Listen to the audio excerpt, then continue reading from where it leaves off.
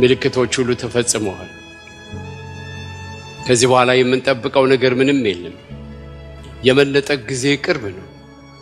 ስለዚህም ለመነጠቅ ሁላችን የተዘጋጀን እንድንሆን ዘይታችን የሞላ መብራታችን የበራ ወገባችንን ታጥቀን መጠበቅ እንዳለብን መጽሐፍ ቅዱስ ይመክረናል። እዚህን ቃል የምትሰሙ ወገኖች ሁሉ ግድ የለም ይቆያል፣ ገና ነው ብላችሁ አትታለሉ። ነገ እንዳይመጣ የሚከለክለው ነገር ምንም ስለሌለ፣ ዛሬ እንዳይመጣ የሚከለክለው ነገር ምንም ስለሌለ ተዘጋጅተን እንጠብቅ። በዛን ጊዜ ይላል ሁለቱ ወፍጮ ሲፈጩ አንደኛዋ ትሄዳለች፣ አንዷ ትቀራለች። ባልጋ ላይ ሁለት ሰዎች ተኝተዋል፣ አንዱ ይሄዳል፣ አንዱ ይቀራል። ባልና ሚስት ሊሆኑ ይችላሉ።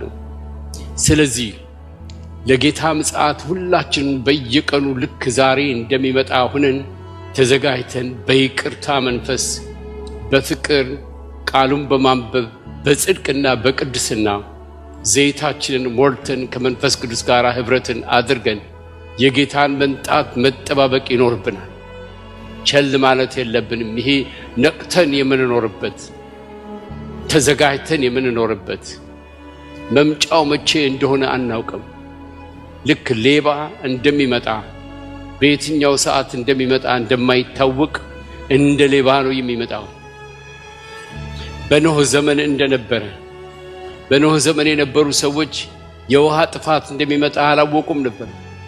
ዝናብ ሲዘንቡ እንደማንኛውም ቀን መስሏቸው ዝናቡ እስከሚያባራ ድረስ ጠብቀው ወደ ስራቸው ለመሄድ ወደ ቀጠሯቸው ለመሄድ ወደ ተለያየ ስፍራ ለመሄድ ሲዘጋጁ ቢያዩት አያቆምም። እየጨመረ እስኪያሰምጣቸውና እስኪገላቸው ድረስ አላቆምም።